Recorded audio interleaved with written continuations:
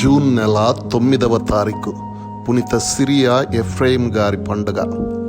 మెసొపొటేమియా ప్రస్తుత ఇరాక్లోని నిసిబిస్ పట్టణంలో క్రీస్తు శకం 306లో పునీత ఎఫ్రాయిం గారు జన్మించారు. వీరి తండ్రి అన్య దేవతలను పూజించే ఒక పూజారి. పునీత ఎఫ్రాయిం గారు సత్యాన్వేషి, అందువల్ల పెరుగుతున్న కొలది క్రైస్తవం పట్ల బాగా ఆకర్షితులయ్యారు. వీరి ప్రగాఢ విశ్వాసాన్ని కనుగొన్న తండ్రి కోపోద్రిక్తుడై కుమారుని ఇంటి నుండి వెళ్ళగొట్టాడు. నిసిబిస్ పీఠాధిపతి అయిన పునీత జేమ్స్ గారు ఎఫ్రాయిం గారికి తగిన ఆధ్యాత్మిక సూచనలు చేసినట్లు చెప్పబడింది. వీరు తమ 18వ ఏట జ్ఞానస్నానం పొందారు.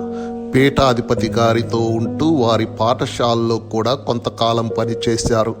క్రీస్తు శకం 325లో బిషప్ గారితో కలిసి నైసియా క్రైస్తవ సభలకు కూడా హాజరై ఉండవచ్చును.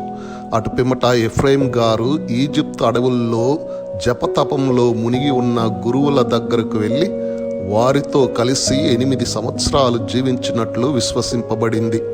ఆ రోజుల్లోనే కైసరియాలో పునీత పెదఫాసిల్ పీఠాధిపతుల గారి హస్తాల మీదుగా డీకన్ పట్టా పొందారు. ఆ పిమ్మట వారు గురుత్వం గాని పీఠాధిపతి పదవిని గాని ఇవ్వజూపిన సున్నితంగా తిరస్కరించినట్లు తెలుస్తుంది. ఎఫ్రాయిం గారు కొంతకాలం రోమ్ సామ్రాజ్యంలో ఉన్న ఎడెస్సా పట్టణ దాపులోని కొండ గృహల్లో వెళ్ళి తలదాచుకున్నారు.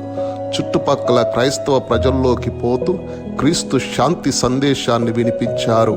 ఇలా దాదాపు 10 సంవత్సరాలు కటిక సన్యాసి జీవితం గడిపారు. సిరియా మరియు పర్షియా జాతిలో ఎఫ్రాయిం గారి కీర్తి ఘనంగా వ్యాపించింది. శ్రీసభ పితామహుడు, పండితుడు అని పేరుగాంచిన ఎఫ్రాయిం గారు సిరియా ప్రజా సూర్యుడు అని, పవిత్రాత్మ చేతి వాయిద్య సాధనమని బిరుదులు పడిశారు. ఎఫ్రాయిం గారి సువార్త వ్యాఖ్యానాలు, సువార్త పాటలు సిరియా శ్రీసభకు గొప్ప ఆధ్యాత్మిక ఆస్తిగా నిలిచిపోయాయి. పునీత జెరోమ్ గారి తర్వాత అంత గొప్ప పేరు ప్రఖ్యాతులు గడించిన పండితులు వీరే. క్రీస్తు శకం 372లో ఎఫ్రాయిం గారు తిరిగి తమ సొంత భూమి సిరియాకు తిరిగి వచ్చారు.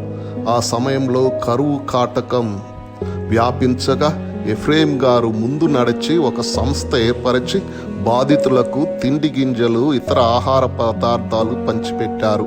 తమ కార్యాన్ని పకడ్బందీగా అమలుపరచి గొప్ప సమాజ సేవకుడిగా పేరు తెచ్చుకున్నారు. ఈ కృషిలోనే కృషించి ఎడెస్సా పట్టణంలోనే వారు క్రీస్తు శకం 373లో పరలోక ప్రాప్తి పొందారు.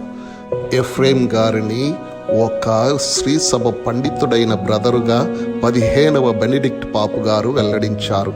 బంగారు మాట: ప్రవక్త ఏలియాసు వలె తాము కాపాడుకున్న పరిశుద్ధత ఒక రథంలా కొనసాగి పరలోక రాజ్యం కొనిపోతుంది. పునీత సిరియా ఎఫ్రాయిం వారా, మా కొరకు ప్రార్థించండి.